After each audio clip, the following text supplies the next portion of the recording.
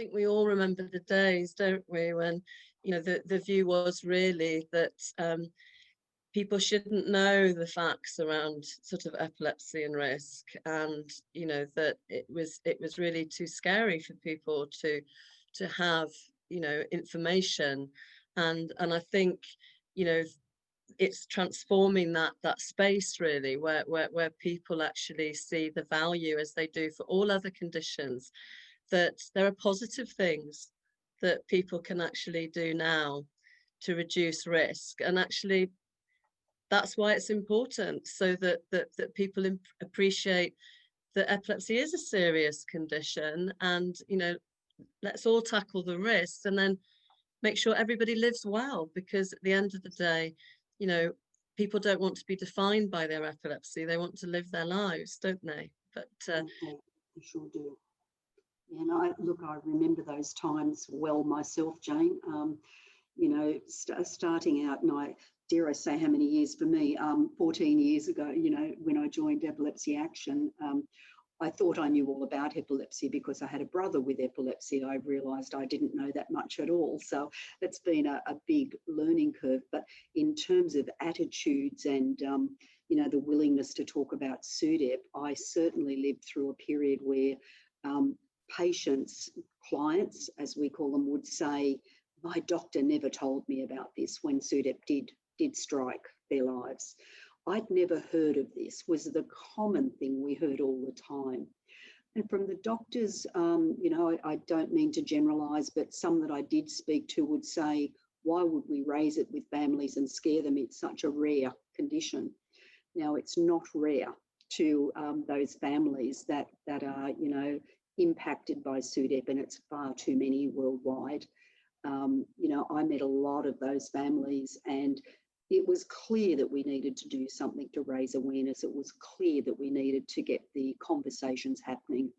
I'm delighted to say that in the next few weeks, in fact, tonight, next week and the week after, there are several neurologists in Australia in 3 different capital cities that are all headlining SUDEP training courses. And that wasn't happening a decade ago. That was definitely not happening. So, you know, that conversation is making a real difference. Patients are understanding there are things that can be done, you know, with their doctors, you know, helping them. Our clients are certainly seeing the value in us raising awareness and empowering them to have the conversation. yeah, and certainly, I mean, in here, just before the pandemic, you know, we had the recognition that it was good practice, sort of from the government, that these person-centered conversations, you know, were essential, and were essential to save lives. And that's why, you know, this year we've chosen that really positive theme, which is, you know, speak up to save lives.